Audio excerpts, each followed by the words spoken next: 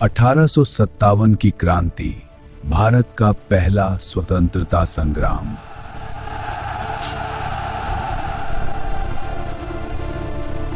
अठारह का महासंग्राम, जब हिंदुस्तान ने जंजीरें तोड़ दी, गुलामी की बेड़ियां और सुलगता गुस्सा।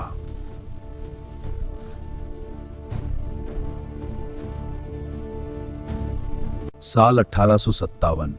कहने को तो ईस्ट इंडिया कंपनी एक व्यापारिक संस्था थी, लेकिन हकीकत में वे भारत के नए और क्रूर मालिक बन चुके थे। किसानों से वसूला जाने वाला भारी लगान, राजाओं की रियासतें छीनने वाला डॉक्ट्रिन ऑफ लैप्स हड़प नीति और भारतीय संस्कृति के साथ खिलवाड़, भारत के हर कोने में गुस्सा सुलग रहा था। लेकिन उस गुस्से को एक धमाके में बदलने के लिए बस एक चिंगारी की जरूरत थी, और वो चिंगारी आई बंगाल की दमदम छावनी से, एक ऐसी अफवाह के रूप में जिसने धर्म और सम्मान की बुनियाद हिला दी। ये अंग्रेज हमारी धार्मिक भावनाओं से खेल रहे हैं। हाँ, चर्बी वाले कारतूस, ये तो हमारे धर्म है। मंगल पांडे और चर्बी वाले कारतूस। हम अब विद्रोह का बिगुल बच चुका है। मार्च 1857 भारतीय सिपाहियों को एक नई एनफील्ड राइफल दी गई। खबर फैली कि इसके कारतूसों को खोलने के लिए दांतों का इस्तेमाल करना पड़ता है,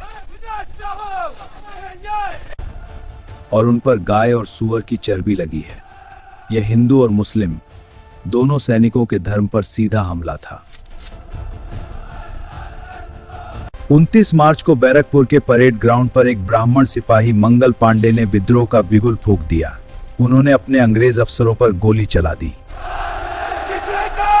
हालांकि मंगल पांडे को फांसी दे दी गई, लेकिन उनकी शहादत ने पूरे उत्तर भारत की छावनियों में आग लगा दी।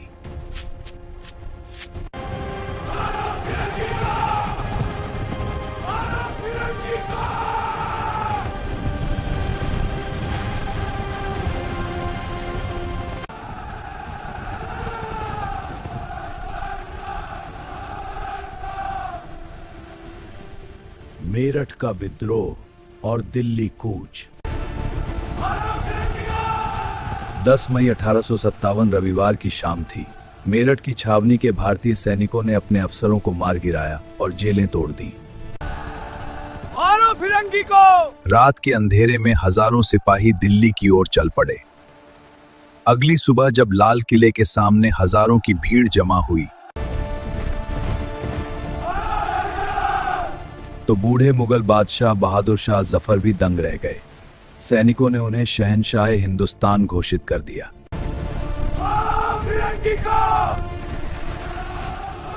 दिल्ली अब फिरंगियों के हाथ से निकल चुकी थी। यह खबर बिजली की तरह कानपुर, लखनऊ और झांसी पहुंची। झांसी की रानी, वीरता की मिसाल।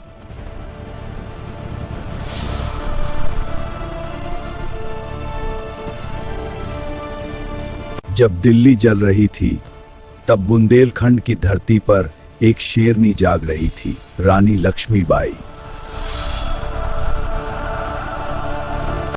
अंग्रेजों ने उनके दत्तक पुत्र को वारिस मानने से इनकार कर दिया था। रानी का जवाब साफ था, मैं अपनी झांसी नहीं दूंगी। अंग्रेजों! झांसी के किले पर जब अंग्रेजों ने हमला किया, तो रानी ने अपने घोड़े के साथ किले की दीवार से छलांग लगा दी।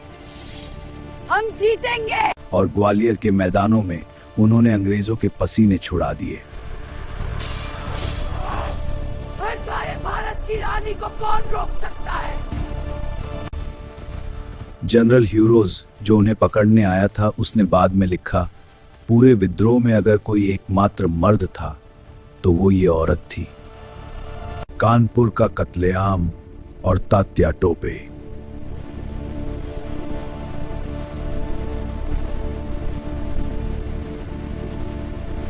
तात्या टोपे एक गुरिल्ला युद्ध के उस्ताद थे। उन्होंने सालों तक अंग्रेजों को जंगलों में दौड़ाया, लेकिन गद्दारी और आपसी फूट ने इस क्रांति की कमर तोड़नी शुरू कर दी।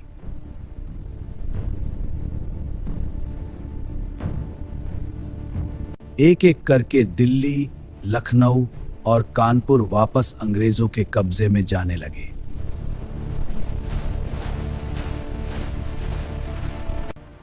हार में छिपी जीत।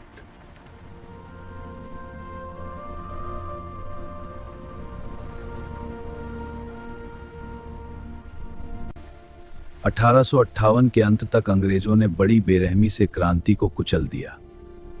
विद्रोहियों को तोपों के मुंह पर बांधकर उड़ा दिया गया। बहादुर शाह जफर को रंगून भेज दिया गया, जहां उनकी मौत एक गुमनाम कैदी की तरह हुई।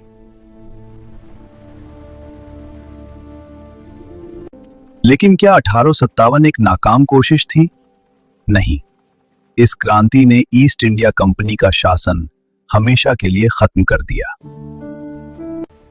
इसने भारत के लोगों को बताया कि अगर वे एकजुट हों तो वे दुनिया की सबसे बड़ी ताकत को चुनौती दे सकते हैं।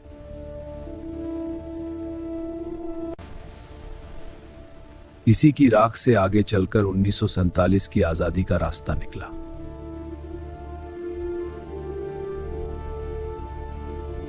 (1857) सिर्फ एक तारीख नहीं है, यह हिंदुस्तानी कलेजे की वो धड़कन है जो आज भी हमें याद दिलाती है कि आजादी की कीमत क्या होती है।